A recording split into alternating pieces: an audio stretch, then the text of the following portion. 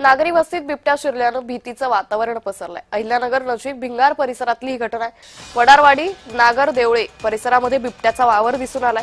पहिल्यांदाच नागरी वस्तीत बिबट्या आढळल्यानं नागरिक भयभीत झाले। त्यामुळे नागरी वस्तीत बिबट्या शिरल्यानं परिसरात भीतीचं वातावरण पसरलंय। अहिल्यानगर नजीक भिंगार परिसरातली ही घटना सध्या समोर येतेय। तर हा बिबट्या कॅमेरामध्ये चित्रित झालेला आहे। नागरी वस्तीत बिबट्या शिरल्यानं पुन्हा एकदा बिबट्याचा प्रश्न आता ऐरणीवर आल्याचं दिसून येत आहे। याचा आढावा घेतलाय आमचे प्रतिनिधी गिरीश रासकर। अहिल्यानगर शहराच्या नजीक असलेल्या भिंगार परिसरामध्ये जे आहे आज नागरी वस्तीमध्ये बिबट्या आढळून आलेला आहे। सकाळी 8 ते 8:30च्या दरम्यान जो आहे हा बिबट्या प्रथमदर्शनी आढळून आलेला होता। भिंगार शहराच्या नजीक असलेल्या नागरदेवळे वडारवाडी परिसर जे आहे तिथे द्वारकाधीश कॉलनी जे आहे त्या कॉलनीच्या आसपास हा बिबट्या आढळून आल्याचं पाहायला मिळालेलं होतं।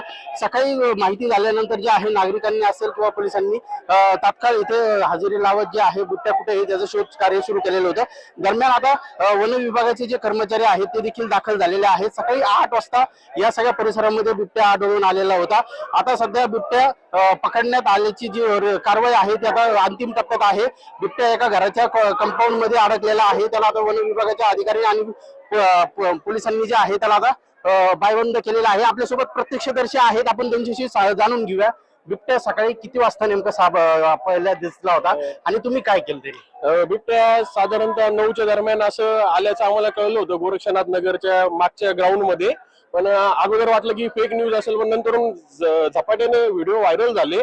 सगळे लोक नागरिक घरातून बाहेर आले, काही प्राणी मित्र पटकन आले आणि जवळपास हा थरार एक 1-1.5 तासापासून चालू होता।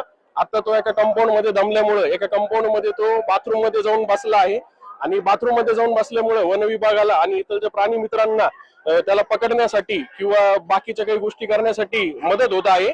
आणि तुम्ही पाऊस राहिलेत, जनतेने पण मोठ्या प्रमाणात सहकार्य केलं आहे वन विभागांना, पोलिसाला। तुम्ही कधी पाहिलं होता हा बिबट्या आणि कसा फरार होता? मला साधारणतः 9:30 वाजता फोन आला। गोरक्षनाथ नगर पासून जो एक नाला वाहतो त्या नाल्यापासून आहे ना एक व्हिडिओ आला। मला फॅमिलीचा फोन आला की आपल्या ठिकाणी माझ्या घराच्या एकदम जवळ आला आणि तो काटवनात लपला।